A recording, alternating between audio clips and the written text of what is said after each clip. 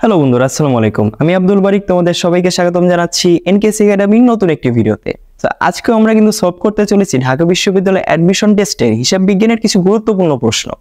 তো যদি সবগুলো প্রশ্ন ভালোভাবে বুঝতে চাও, অবশ্যই না টেনে সম্পূর্ণ ভিডিওটি দেখতে হবে। তো চলো আজকে ভিডিওটি শুরু করা যাক।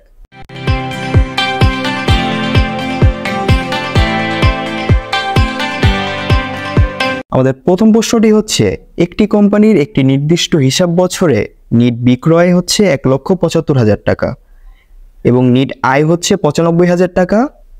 তাহলে তার সম্পত্তির প্রারম্ভিক এবং সমাপনী উদ্ধৃত্ত দেওয়া রয়েছে যথাক্রমে 3 লক্ষ টাকা এবং 4 লক্ষ টাকা। অর্থাৎ প্রারম্ভিক উদ্ধৃত্ত হচ্ছে 3 লক্ষ টাকা এবং সমাপনী উদ্ধৃত্ত হচ্ছে 4 লক্ষ টাকা। তাহলে আমাদের কাঙ্ক্ষিত প্রশ্নটি হচ্ছে, সম্পত্তি আবর্তন অনুপাত কত? সো আমরা জানি সম্পত্তি আবর্তন অনুপাত ইকুয়ালস টু নিট বিক্রয় ডিভাইডেড বাই গড় সম্পত্তি। সো আগে আমরা সূত্রটি লিখে নিই। সো সম্পত্তি আবর্তন অনুপাত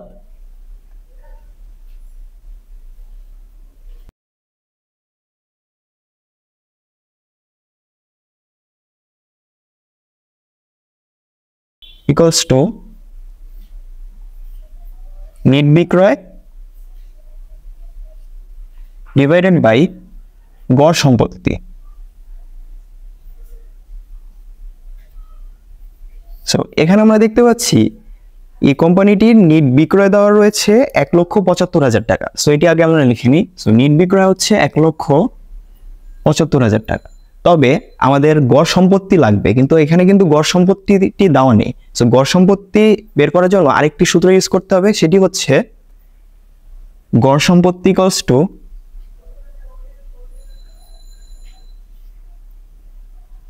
প্রারম্ভিক সম্পত্তি প্লাস সমাপনী সম্পত্তি।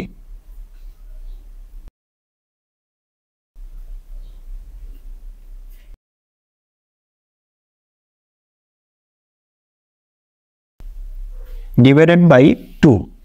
তো আমরা প্রশ্নে দেখতে পাচ্ছি আমাদের প্রারম্ভিক সম্পত্তি দেওয়া ছিল 3 লক্ষ টাকা এবং সমাপনী সম্পত্তি দেওয়া রয়েছে 4 লক্ষ টাকা। ডিভাইডেড বাই 2 ইকুয়ালস টু হচ্ছে 7 লক্ষ ডিভাইডেড বাই 2 ইকুয়ালস টু 3,50,000 টাকা। সো আমাদের গড় সম্পত্তি হচ্ছে 3,50,000 টাকা। সো আমরা এই গড় সম্পত্তিটি এখানে আমরা বসাই। সো 3,50,000, তাহলে 1,75,000 টাকা ডিভাইডেড বাই 3,50,000 টাকা ইকুয়ালস টু হচ্ছে 0.5। এবং এটি যেহেতু সম্পত্তি আবর্তন অনুপাত, সো আমাদের লিখতে হবে 0.5 বার। তো এটি হচ্ছে আমাদের কাঙ্ক্ষিত অ্যান্সার। সো প্রথম প্রশ্নের অ্যান্সার হচ্ছে সম্পত্তি আবর্তন অনুপাত ইকুয়ালস টু 0.5 বার। এখন আমরা সলভ করবো আমাদের 2 নম্বর প্রশ্ন। সো 2 নম্বর প্রশ্নে আমরা দেখতে পাচ্ছি একটি রেওয়া মিলে সাপ্লাইজ খরচ দেখানো রয়েছে 3500 টাকা এবং বছর শেষে যদি 1500 টাকার অব্যবহৃত সাপ্লাইজ থাকে, তবে সেটির সমন্বয় দাখিলা কি হবে? অর্থাৎ এখানে আমরা দেখতে পাচ্ছি যে রেওয়া মিলে দেখানো হয়েছে সাপ্লাইজ খরচ ইকুয়ালস টু 3500 টাকা। সো সাপ্লাইজ খরচ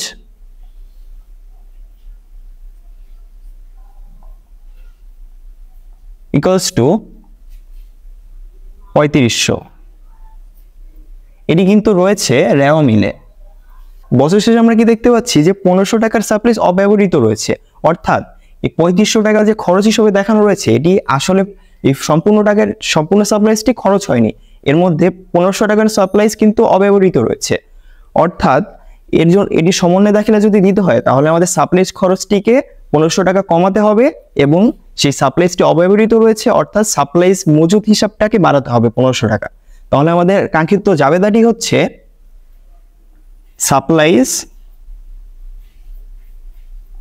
সাপ্লাইজ হিসাব ডেবিট 1500 টাকা এবং সাপ্লাইজ খরচ হিসাব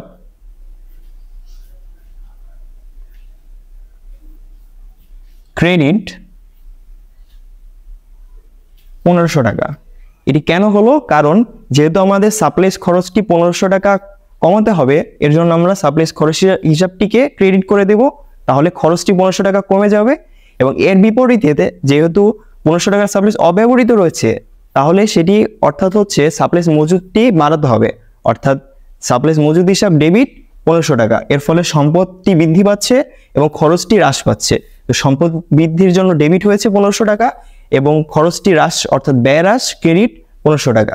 তো আমাদের কাঙ্ক্ষিত সেই সমন্বয় দাখিলার অ্যান্সারটি হচ্ছে সাপ্লাইজ হিসাব ডেবিট 1500 টাকা এবং সাপ্লাইজ খরচ হিসাব ক্রেডিট 1500 টাকা। সো বন্ধুরা, এ ছিল আমাদের আজকের ভিডিও। আশা করি ভিডিওটি ভালো লেগেছে। যদি ভালো লেগে থাকে অবশ্যই আমাদের কমেন্ট করে জানাতে পারো এবং অবশ্যই তোমাদের ফ্রেন্ডদের মাঝে আমাদের ভিডিওটি শেয়ার করতে পারো এবং আমাদের চ্যানেলটিকে সাবস্ক্রাইব করবে এবং অবশ্যই পাশাপাশি আমাদের ফেসবুক পেজটিকে ফলো করে রাখতে পারো। সো দেখা হচ্ছে পরবর্তী কোনো ভিডিওতে। আল্লাহ হাফেজ।